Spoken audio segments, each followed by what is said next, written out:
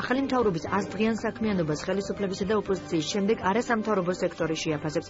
კონფერენციას 100 დღე ხელისუფლებაში კანონის უზენაესობა და ადამიანის უფლებები ჰქვია. ახალგაზრდა იურისტთა ასოციაციაში აცხადებენ, რომ ექნებათ შენიშვნები, თუმცა რიგ მოვლენებს დადებით შეფასებას მისცემენ. შეფასებები ზოგადად არის ტენდენციური, ზოგი ძალიან რადიკალურად აფასებს და არასწორად ზოგი ძალიან დადებითად უყურებს ამას. ჩვენ გვინდა რომ შეფასება იყოს ობიექტური. ობიექტური შეფასება არის მთავარი რის საფუძველზეც შეიძლება მომავალში ის შეცდომები დანახულ და გამოსწორებული იქნეს, რასაც აღნიშნულ პერიოდში ადგილი ჰქონდა, ასევე ის დადებითი ზურები ისევე წარმატებით გაგრძელდეს, რასაც ასევე ამ პერიოდში ჰქონდა ადგილი.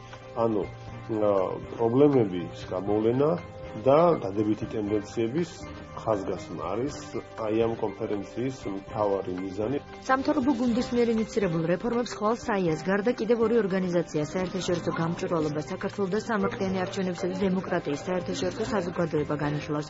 ნინო ლომჯარია ამბობს, რომ ყურადღების გამახვილება ყველა იმ საკითხზე მოხდება, რამაც აზართა სხვადასხვაობა გამოიწვია. რამოდენიმე საკითხზე ვამახვილებთ ყურადღებას, კერძოდ ეს არის იგივე პოლიტპატიმრებად აღიარების პროცესი, თვითმმართველობებში განვითარებული მოვლენები, მედიის მდგომარეობა საქართველოში, კონკურენციის მხრივ არსებული სიტუაცია, ამინისტიის კანონი და ასე შემდეგ, ანუ ის მნიშვნელოვანი საკითხები, რაც გამოიკვეთა და რაზეც იყო თუნდაც აზრთა სხვადასხვაობა.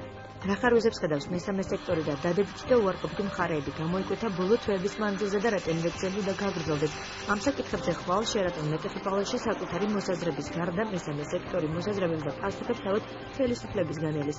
რეგიონის მასშტაბით მსგავსი კონფერენცია არა, მაგრამ დისკუსიის ჩატარება იქნება. იგეგმება უფრო მცირე მასშტაბებით დისკუსიის სახის მიცემის გზით გავაკეთოთ იგივე რეგიონში განვითარებულ მოვლენებზე. როგორც თბილისში, ალბათ რეგიონშიც იქნება განსაკუთრებული ყურადღება გამოყენებული საჯარო სამსახურში მიმდინარე პროცესებზე, თვითმმართველობის დონეზე არსებული პრობლემები, საკანონმდებლო ცვლილებები, იმიტომ რომ იყო რამდენიმე საკითხი, რომელიც მნიშვნელოვანი და აღსანიშნავი იყო უკანასკნელ თვეებში.